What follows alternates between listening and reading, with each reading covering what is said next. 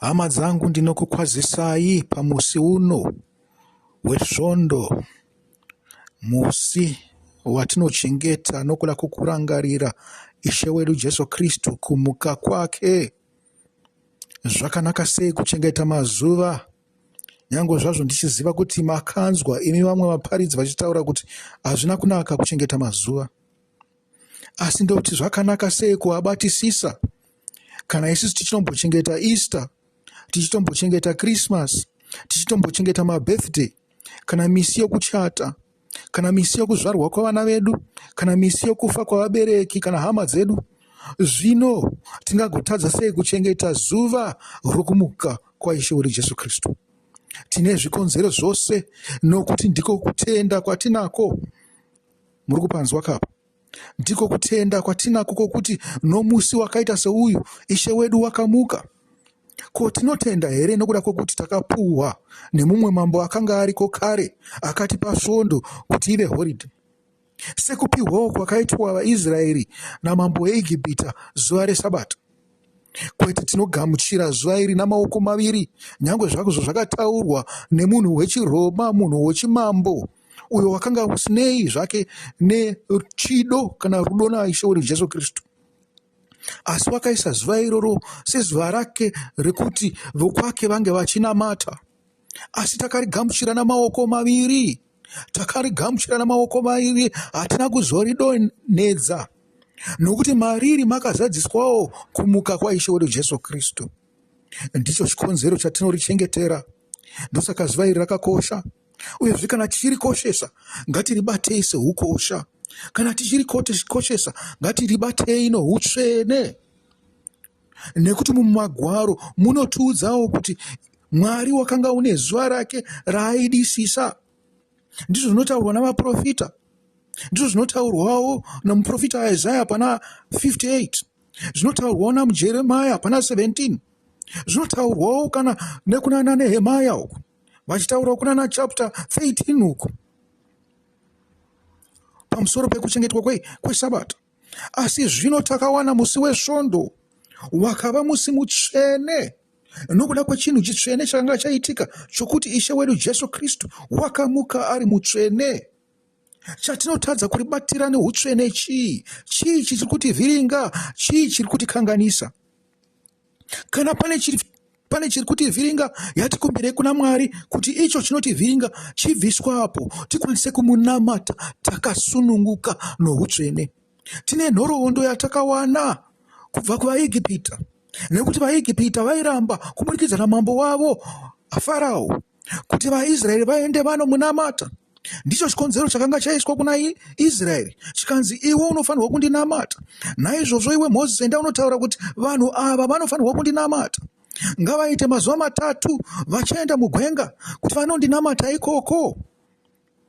Muri kuzvinzwa kaizvo? Mazuva 3 okufamba, a 3-day journey rokuenda kunonamata Mwari. Muri kupanzwa kaizvo? Pane zvimwe zvinhu zvinokosha, asi zvimwe zvinhu zvatinopesera tokoshesa ndo zvinhu zvisina maturo. Ishe wedu anopupura achiti kuna Johani 5, makaenda pana vhesi 39, zvinonzi munoshingaira kunzvera magwaro, nokuti munofunga kuti maari mune upenyu husingapere. Magwaro iwaya anopupura pamusoro pangu, asi imi munoramba kuuya kwandiri kuti muve noupenyu. Amen. Tiri kutsvaga upenyu kuna Ishe wedu Jesu Kristu. Ndosaka tiri kumunamata pazuva resvondo, zuva rekuita se rokumuka kwake, nekuti taramba isusu kuti chikonzero chatiri kumunamatira musi wesvondo hachisi chikonzero chekuti takapuhwa namambo zuva iri kuti timunamate. Nekuti dai zvanga zvakadaro tingadai tichimunamata musi wechisi, nekuti kuno kuti nezvisi zvakasiyana siyana. Munhu mumwe anobva kumasvingo, mumwe munhu anobva kuna chifu akati, kana kuti kudunhu rakati, vane misi yechisi. Tingadai tichinamata Mwari wedu pamazuva iwayo, nokuti ndo zvatinenge takapuhwa ka. Asi nokuda kwechikonzero chokuti wakamuka noutsvene hwake pazuva reSunday, ndo patinouya tichiungana pamwe chete. Sei tiri kuungana pamwe chete? Tiri kuedza kuva neutsvene pamwe chete, kurakidza kuti tiri ungano tsvene yaMwari, tichitoredzera pane zvaitwa navaIsraeri kare. zvekuti pavaipinda paungano vainge vari vatsvene vasina rushambwa. Asi ndipo pamunoona tichizvidza zuva dzvene, ndipo pamunoona tichiita zvakaipa, tichiri kunhuhwa zvedu doro kubva kubhawa. Tatorara kubhawa, tinomukira tichienda kuchechi. Tiri kutonhuhwa zvedu upombo hwedu hwatakaita kumabhawa uku, tinomuka tichienda kuchechi. Hatisi kuzvidza iye wakamuka here, achiti ndamuka, zvivi zvenyu zvaregererwa. Zvino nezuva rokutanga iro rekuti zvivi zvedu zvaregererwa, wamuka ari mutsva, isu toenda takasviba. Saka unenge wakafirei? Muri kumanzwa ka? Tati mazuva matatu ekuenda kunonamata Ishe wedu Jesu Kristu. Ndo mazuva matatu atinowanawo kubva pamusi waakafa kusvikira pamusi waakamuka. Zvichireva kuti panguva iyo tinofanira kunge tichifungisisa pamusoro peunhu hwedu namafambiro edu, tichigadzirisa kuti patinozosvika pazuva resvondo tinenge tava nemwoyo mumwe, tiri ungano imwe, asi rukonye rwakapinda pakati pedu. Nokuti vakaipa vakuya vachiti sezvakataurwa mubhuku raNehemaya naEzra kuti tinonamatawo Mwari wenyu kubva patakaiswa panyika ino nani? Namambo wedu weAsiria. Takanzi tikunamatei, wakatipa mitemo yenyu, asi vanonamata nemwoyo wose here? Kwete, nekuti ndivo vanenge vane zvifananidzo zvavo pamatunhu akakwirira, vane zvifananidzo zvavo, vane uroyi hwavo, vane n'anga dzavo, vane usatani hwavo, vane zvose zvakaipa zvavakaunganidza. Pfuma yavo ivo vachiti tinoda kuvaka temberi pamwe chete nemi. Tinovaka sei temberi nevanhu vakasviba? Tinovaka sei temberi nevanhu vasingadiwe naMwari? Hama dzangu, ngatizvigadzirisei. Haisi nyaya yekuti zuva nderipi, asi nyaya yekuti zvinokosha zvaitwa here kuti tinge tichiti tinonamata musi wesvondo. Zvega kakava izvo hazvina basa, nekuti tingaswere tichidzungaira pamusoro pamagakava ekuti tinonamata musi upi, tichibviswa pane zvinhu zvakakosha zvatinofanira kunge tichitarisa kuti tine utsvene here nokururama, uyezve tatevedzera nzira yeutsvene here sokufa nokumuka kwaIshe wedu Jesu Kristu. Amen. Tiri pamazwi iwawo yatimbonobatai zvishoma pamusoro paPauro unotaura uchitsoropodza pamusoro pamazuva. Pauro anotaura kuti chii pamusoro pamazuva? Zvikanzi makaenda pana vaRoma 14 verse 5-6 anotaura achiti mumwe munhu anokoshesa rimwe zuva kupfuura rimwe. Amen. Tikati isusu ngatiregedze kubatwa nemurayiro iwoyo. Muri kunzwa? Nekuti Jesu wataura kuti imi munokoshesa murayiro muchifunga kuti munowana kuita sei? Ruponeso. Munofunga kuti munowana chii? Atidzokerei kana musina kunzwisisa. Tidzokere payo. Zvikanzi munoshingaira kunzvera magwaro nokuti munofunga kuti maari mune upenyu husingaperi. Amen. Naizvozvo takapuhwa zuva, tingafunga here kuti pazuva ndo pane upenyu husingaperi? Kwete. Pauro achiti mumwe munhu anokoshesa rimwe zuva kupfuura rimwe. Ndikati ngatiregerei kubatwa nemusungo iwoyo wekuti matukana nhasi nekuti mumwe anopinda Sabata, matukana nemumwe nekuti anopinda Sande. Muri kuzvinzwa? Nekuti mazuva ose ndeeMwari. Asi kana pane chikonzero chatinofanira kunge tichiarangarira, ngachive icho chakakoshesa kwatiri. Nokuti kutenda kwedu, sei zuva reSande rakakosha kwauri iwewe? Sei zuva reSabata rakakosha kwauri iwewe? Muri kupanzwa? Nekuti kana muchibata mabirthday enyu munovabata nekuti akakosha, nekuti musi wamakazvarwa munorangarira kuzvarwa kwenyu. Zvino isi takazvarwa paSabata here? Sabata rakatikoshere chii? Isu takazvarwa musi weSande here? Sande yakatikoshere chiiko? Chakakosha handi utsvene hwaIshe wedu Jesu Kristu here? Uyezve chakakosha handi kushayiwa kwechakaipa here pamusi weSabata? Hakusi kuita here zvinhu zvatinorayirwa kunzi tiite? Ndizvo zvatinofanirwa kubatira pazviri, kwete murayiro wokuti chichengetai Sabata. Murayiro wakanaka, mutsvene, wakarurama, asi chakanakisisa ndo chauya naJesu ichi. Ngativerenge zvakare vaRoma 14.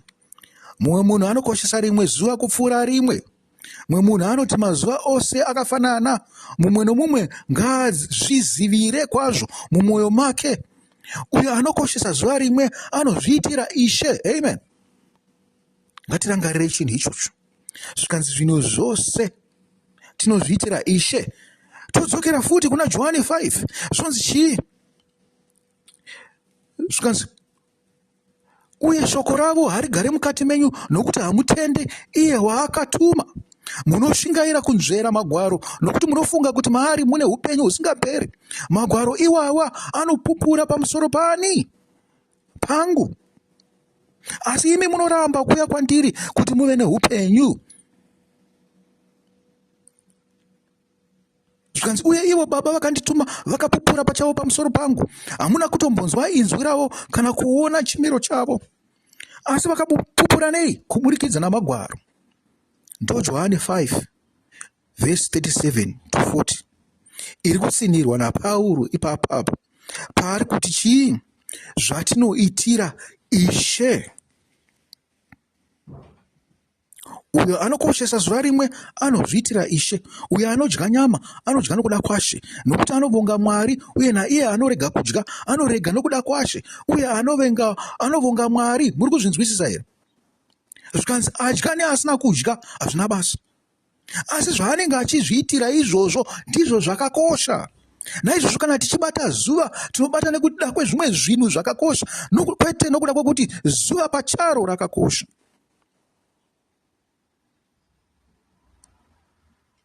Zvikanzi anorega nokuda kwaShe uye anovonga Mwari, nokuti hakuna mumwe wedu anozviraramira pachake. Hatibatisei shoko iro. Uye hakuna mumwe wedu anozviitira iye pachake. Kana tichirarama tinoraramira Ishe, uye kana tichifa tinofira Ishe. Saka kana tichirarama kana kufa tiri vaShe. Amen. Yatichiendai pandinoda kutaura pamusoro papo nhasi. Ngatiendei kuna Exodus 12. Exodus 12 1-13 inotaura pamusoro pePaseka. Amen. Paseka rakakoshera isusu here? Kwete kwa Paseka rakakoshera isusu, asi chii chakakoshera isu? Kufa kwaIshe wedu Jesu Kristu, nekuti tinoda kubatanidzwa nechi? Nokufa kwake. Ndiko kwakatikoshera. Muri kupanzwa?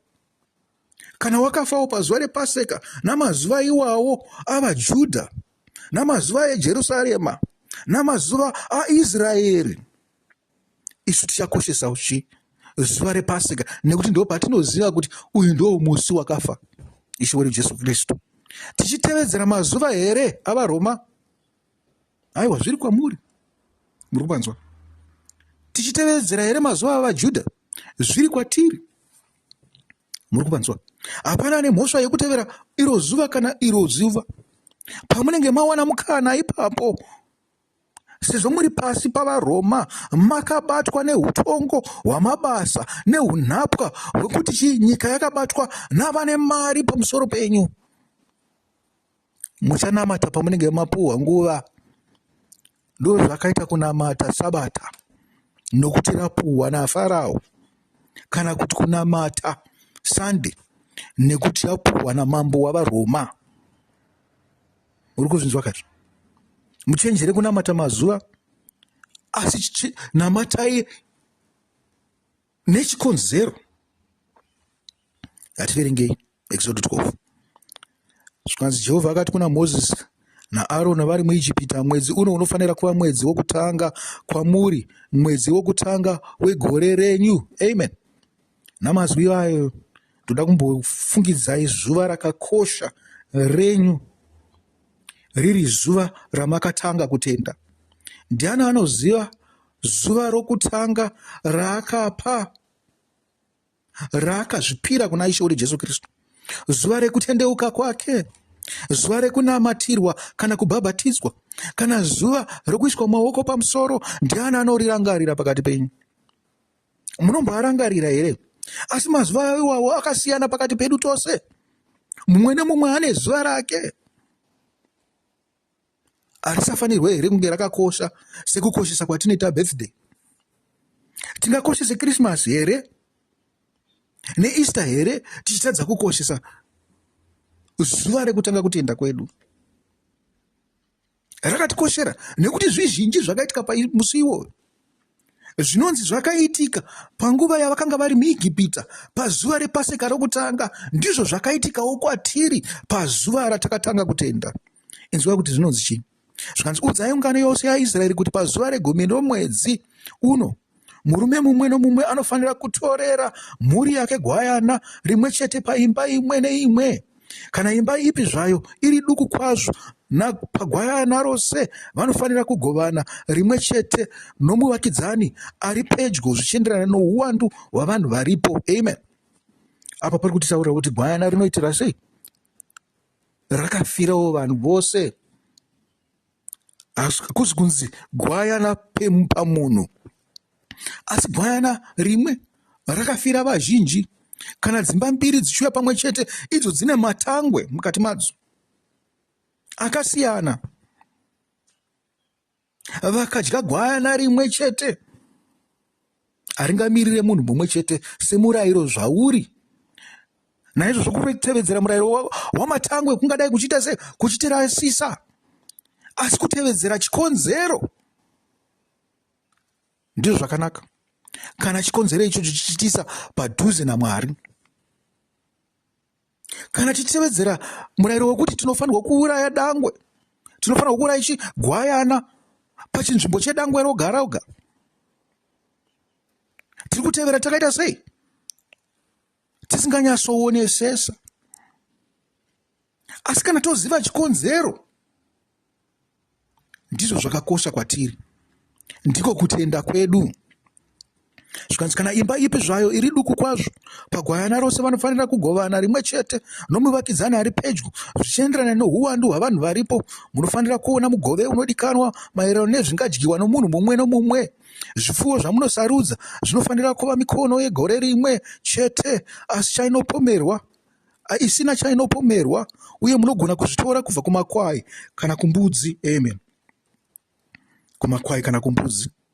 Asi tinozwa kunzi musi unouya Ishe wedu Jesu Kristu uchaparadzanisa makwai nembudzi pamurau uchipuhwa Israeri.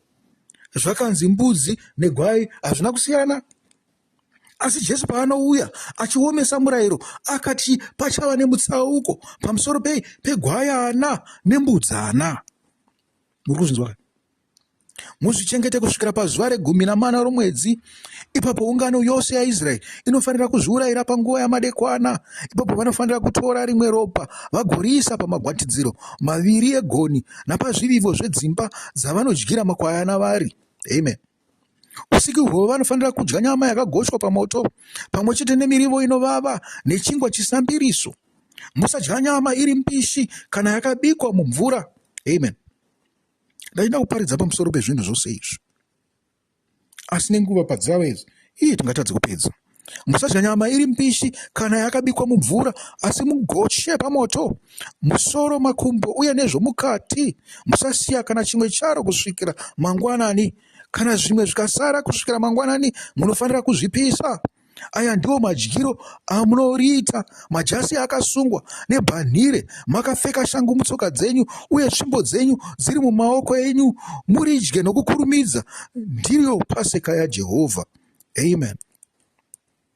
Zvikanzi neusiku ihwohwo ndichapfuura napakati peIjipita ndigorova matangwe ose, zvose vanhu nezvipfuwo, uye ndichatonga vamwari vose veIjipita. Ndini Jehovha. Ropa richava chiratidzo kwamuri mudzimba dzamunogara, uye ndikaona ropa ndichapfuura pamuri. Hapana hosha inoparadza ichakubatai pandicharova Igipita. Amen. Rangarirai musi wokufa waIshe wedu Jesu Kristu. Ngatitarise pavhesi 13. Rangarirai ropa raIshe wedu Jesu Kristu. Ngatiriwane rakakosha pameso edu.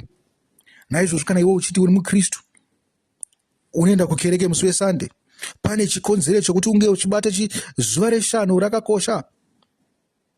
Isu takati utsvene hwako chaizvo zvokuti wazvibvisa pavanhu, wazviparadzanisa neIgipita, unotanga pamusi wechishanu. Nekuti pamamwe mazuva esa kubva pamande kusvikira paFriday hauwane nguva. Ndikutaura ndichireva normal week yokushanda kwedu, asi zvinoita kuti pane vamwe vanoshanda nyangwe namafriday namasaturday namasande vasingatombowana kana mukana wokuuya kukereke. Tingati havasi pana Mwari here nokuda kwekushanda kwavo? Tingati vakarasika here nokuti vakakoshesa kushanda kupfuura kuda Mwari? Zvikanzi Mwari wavo naPauro, Mwari wavo ndiye anovatonga pamusoro pekudya nyama kana kusadya nyama. Muri kumanzwa? Pamusoro pekuenda kubasa kwavo kana kusaenda kubasa kwavo. Amen. Hazvirevi kuti takasaenda kubasa takasarudza kuti hatidi kuenda basa pamusi weFriday kusvikira pamusi weSunday tava tsvene. Mwari achatongotitonga zvakadaro. Achatitonga pamusoro pei? Pamusoro pekuti tikurakidza here utsvene pamazuva atasarudza kuti apa atakamirira patakasimbira tichiti haiwa hatiite nekuti tiri vaMwari. Muri kupaona? Chikonzero chatati hatiite nekuti tiri vaMwari inguva yekuti titarisane naMwari tichabvunzwa kuti maibata mazuva iwawo noutsvene here, kana kuti maingozviitirawo zvenyu musingade kuenda kubasa. Tichaonekwa savanyengeri. Ndodzokera zvishoma pana vhesi 12 nokuda kwenguva. Nousiku hwohwo ndichapfuura napakati peIjipita ndichirova matangwe ose, zvose vanhu nezvipfuwo, uye ndichatonga vamwari vose veIjipita. Ndini Jehovha. Amen. Chii chakakonzera kuti vaIsraeri vasarohwe? Zvikanzi pamusoro pekuti vaIjipita havana kuisa ropa pamagwatidziro edzimba dzavo, pakava nemutsauko. Mutsauko uyu hauzi pakungoti tabata mazuva chete, asi taita zvimwe zvinhu zvakawanda pamusoro pekubata mazuva. Muri kupanzwa? Zvimwe zvinhu zvinokosha kuna Mwari. Zvikanzi vanokoshesa chi? Ropa raIshe wedu Jesu riri pamagwatidziro apa. Kana nengirozi inouya ichirova vanhu ichiuraya matangwe ichaona kuti ropa iro rakakosha, vanhu vari mukati memba vanofanirwa kunge vari vaMwari. Saka vakazopinda, tomboti ngirozi yapinda muimba imomo, yoona vanhu vakaisa pamagwatidziro edzimba ropa raIshe wedu Jesu Kristu. Havana umwari mavari, asi ropa riripo. Hamufunge kuti vachatongwa zvakapfuurisa here? Matangwe eIjipita havarobwe here kupfuura matangwe eIjipita? Yatikoshese ropa. Zvikonzero zvatinotendera ndizvo zvakakosha. Harizi ropa chete ringori pamagwatidziro, asi tarikoshesa here? Nekuti tinorobwa pamusoro pekuzvidza ropa. Chinhu chitori wese kupfuura kusangova neropa pamagwatidziro. Nekuti usina ropa pamagwatidziro wakafanirwa kuparara, achangoparadzwa. Asi uyo unozvidza ropa raIshe wedu Jesu Kristu ucharobwa zvakanyanyisa. Pauro hataure pamusoro pazvo here kuna vaRoma 2, I think vaRoma 2. Hatichapinda ikoko nokuda kwenguva. Muri kuzvinzwa kaizvo? Ijipita, rangarirai kuti Ijipita chii? Zvikanzi munofanirwa kuzvipatsanura kubva kuvaIjipita. Moenda through this ritual iyi yekudyiwa, yokuurawa nokudyiwa kwegwayana, muchisa ropa rei pamagwatidziro, ropa regwayana pamagwatidziro padhoo reimba, kana kungoisa marking ekurakidza kuti pano pane vanhu vaMwari. Marking iyo yamuri kuisa ndeyekuti muri kuenda kukereke nomusi wesvondo. Asi chimwe chinhu chamatadza kukoshesa, muri kuona ka 3-day journey pairi kutangira kubva pamusi wokubuda muIjipita kwamazuva 3 muchinosvika chi paSunday. Munofanirwa kurakidza kukosha hwaMwari, utsvene hwaMwari. Munofanirwa kurakidza kuti imi muri vanhu vaMwari pachokwadi, kwete kuita savanyengeri. Hama vadiwa, nokuda kwenguva ndazongodimburira kuti muzive pandiri kuenda nekwandakananga.